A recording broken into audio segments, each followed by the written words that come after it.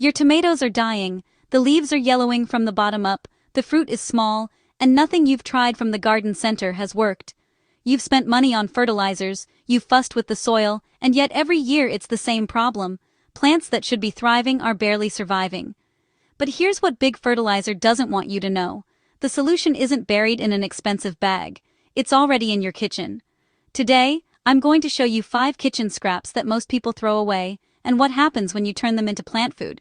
We're talking roots that triple in size, soil that comes alive with microbial life, and a harvest so abundant you won't believe it came from your own backyard. Stick around, because the 5th one might just be the most powerful scrap you've never considered. Most gardeners think the problem is their soil. They buy expensive amendments, they spend hours digging and mixing, and they end up with bins of products that promise the world. But the real issue isn't missing nutrients. The real issue is that your soil microbes are starving. Think of it this way. Your soil is like a city, and the microbes are the workers. When the workers have nothing to eat, the entire city shuts down. No nutrient cycling, no disease suppression, no root development. Big Fertilizer sells you salt-based chemicals that feed your plant directly, but they kill the microbial city in the process.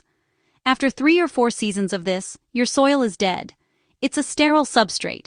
So when you plant the next season, you have to buy more fertilizer, and more, and more. That's by design. But when you feed the microbes first, they feed your plant, and your soil gets richer every single season. Once you understand this one principle, everything changes about how you garden. This is the shift that separates gardeners who fight their soil year after year from gardeners who build soil that works for them. Let's start with the first scrap: fish. If you eat fish, if you buy it at the market, or if you have a local fishmonger nearby, you have access to one of the most nitrogen-rich materials you can put in a garden. Here's exactly what we did. We collected fish scraps, the heads, the bones, the offal, anything you'd normally throw away, and we buried them directly into the garden bed about 4 inches deep. The microbes immediately got to work breaking it down, and within 2 weeks we could see the difference in plant vigor. But there's a better way if you want faster results. You can make fish emulsion. Take your fish scraps, put them in a 5-gallon bucket with water, and let it ferment for 3 to 4 weeks. The smell is intense. Yes, it's gross. But that smell is the microbes doing their job. After 4 weeks, strain it and dilute it, 1 part emulsion to 10 parts water. Apply it every 2 weeks during the growing season. We tested this on a row of beans that were underperforming, and by day 30, the pods were 30% larger than the control row. This isn't a miracle. This is what happens when you feed the microbes instead of bypassing them. The second scrap is one you almost certainly have: eggshells. Most people compost these or throw them away. But if you crush them and add them directly to your soil, you're building calcium into your garden bed. And calcium is what prevents blossom end rot on tomatoes, peppers, and squash. Here's the protocol we use. Save your eggshells, rinse them so they don't attract pests, and let them dry completely. Then crush them. You can use a mortar and pestle, or honestly, just step on them a few times. Mix those crushed shells directly into the top inch of soil around your plants. The calcium dissolves slowly over the season, and the microbes break down the shell structure itself, adding organic matter. We applied this to a row of tomatoes in May, and by August, we had 0 blossom end rot. The control row, which got no eggshell treatment, had 45% of the fruit affected. That's not a small difference. If you want even faster results, you can make eggshell tea. Soak crushed shells in water for 24 hours, then pour the water directly on your plants. The calcium leaches into the water, and your plants drink it up. We've also seen people burn eggshells in a hot oven, crush them into powder, and dust that powder directly on leaves. It works, but the soil method is cleaner and longer lasting. The third scrap might be the easiest because you probably have it every single day: coffee grounds. Used coffee grounds are loaded with nitrogen, and the microbes in your soil absolutely love them. Here's what makes this work so well. Coffee grounds are not acidic by the time you use them. That's a common myth that stops people from using them. The acidity is in the brewed liquid, not the solid grounds, so you can apply them directly without worrying about acidifying your soil. We mix spent coffee grounds right into the top 2 inches of soil, and we do this every 3 to 4 weeks during the growing season. For a typical garden bed that's 4 feet by 8 feet, we use about 2 pounds of grounds per application. Within a week, the soil structure visibly improves. It becomes darker and more crumbly, which means the microbial populations are exploding. We tested this on a section of our soil that was compacted and lifeless, and after 3 applications over 12 weeks, the soil was workable and alive again. But there's another application we found even more effective: coffee ground tea. Take your grounds, steep them in water for 24 hours, strain them, and apply the liquid directly to the soil. The water absorbs all the nitrogen and the microbial compounds, and it hits faster than solid grounds. We've used this on transplants that were struggling, and by day 30, they were catching up to healthy transplants that got nothing special. The fourth scrap is banana peels. If you eat bananas, you have a potassium goldmine sitting in your trash. Potassium is what drives flowering and fruiting. If your plants are producing tiny fruit or sparse blooms, potassium deficiency is often the culprit. Here's how we use them. We collect banana peels, cut them into small pieces, and either bury them directly in the soil or make a fermented tea. For the direct burial method, we dig a shallow hole about 3 inches deep, place the peel pieces in, cover them with soil and water. The microbes break down the peel over 2 to 3 weeks, and the potassium becomes available to the roots. For faster results, we make banana peel tea. Soak 3 to 4 whole banana peels in a gallon of water for 48 hours. The peel leaches potassium, magnesium, and other minerals into the water. Strain the liquid and apply it directly to your plants once a week. We tested this on a pepper crop that was flowering but not setting fruit. Weak blooms, sparse flower clusters, the kind of thing that usually means a poor harvest. We started the banana peel tea on day 1, and by day 45, the flower set doubled. The plants went from looking sparse to looking like they were dripping with flowers. This isn't magic. This is what happens when you give plants exactly what they're deficient in. The peel decomposes completely within 3 weeks, so there's no long-term mess or aesthetic issue. The fifth scrap is one most people don't even realize they're wasting: rice water. When you rinse rice before cooking, that water is full of silica, starch, and trace minerals. Most people pour it down the drain. We collect it and apply it to our garden. Here's why this matters.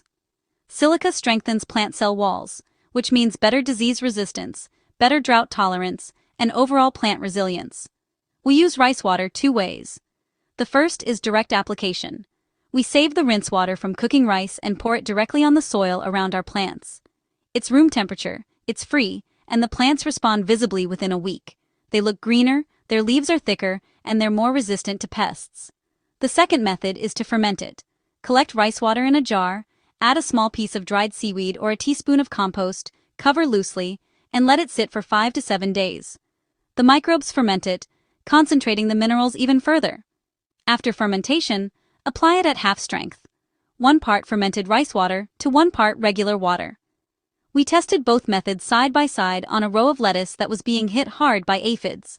The direct rice water application reduced pest pressure by about 30%, which is significant enough that we never went back. The fermented version did even better, 45% pest reduction.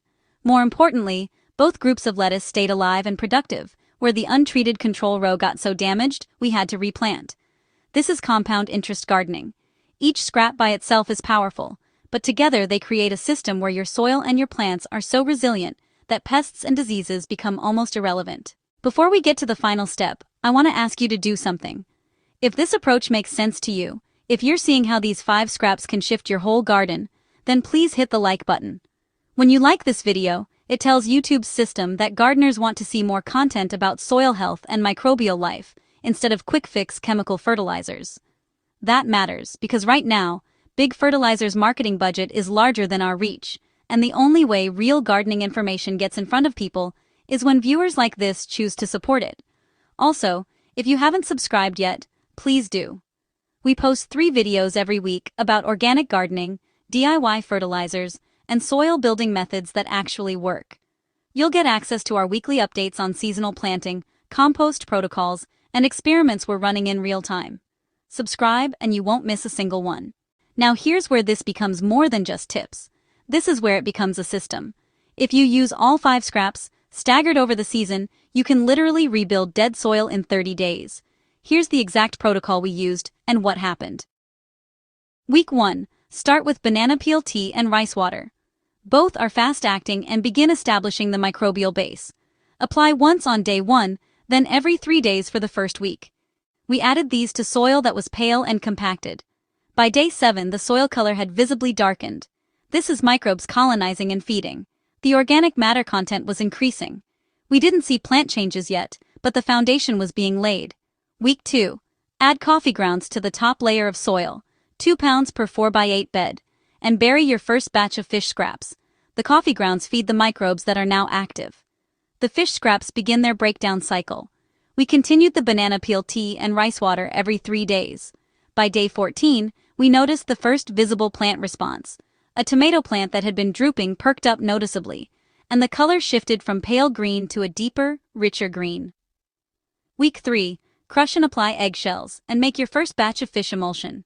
The eggshells build calcium into the system. This is crucial if you're growing any fruiting vegetables. The fish emulsion begins feeding the plant directly while the microbes continue their work. By day 21, the plant vigor change was undeniable. Leaves were thicker, the plant was taller, and we saw the first new flower buds forming on plants that had been sterile for weeks. Week 4. Continue all applications, but reduce frequency slightly, once every 5 to 7 days for the teas and amendments. By day 30, we had completely transformed the soil. The pale, dead, hard-packed bed had become dark, crumbly, and alive.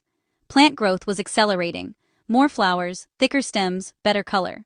We measured the soil temperature, soil moisture retention, and microbial activity using simple tests, and all 3 had improved measurably. This is what compound investment in soil health looks like. Once you understand this, everything changes. Here's the part that Big Fertilizer really doesn't want you to understand. This system gets better every year. By year 2, your soil is so alive and so rich that you need even less of these amendments. The system becomes self-sustaining. By year 3, you're essentially maintaining rather than building. Compare that to chemical fertilizers, where year 3 means your soil is more depleted than year 1, and you're locked into buying more and more product to get the same results. The reason this works is microbial succession. In year 1, you're feeding pioneer microbes, the fast colonizers that break down organic matter quickly. By year 2, those pioneers have done their work, and more specialized microbes move in. The ones that fix nitrogen from the air, that solubilize locked-up minerals, that suppress disease. By year 3, you have a fully mature microbial ecosystem, and your plants are literally eating nutrients that are being produced in real time by the soil itself. This isn't theory. This is what we've observed in our own soil over 5 seasons. Soil that started as dead clay has become dark, crumbly, biologically alive. Plants that used to struggle are now thriving. The amount of input we need keeps decreasing because the system is doing the work. Once you shift your mindset from feeding plants to building soil, you're no longer a gardener who's fighting nature. You're a gardener who's working with it. And when you work with nature, nature rewards you.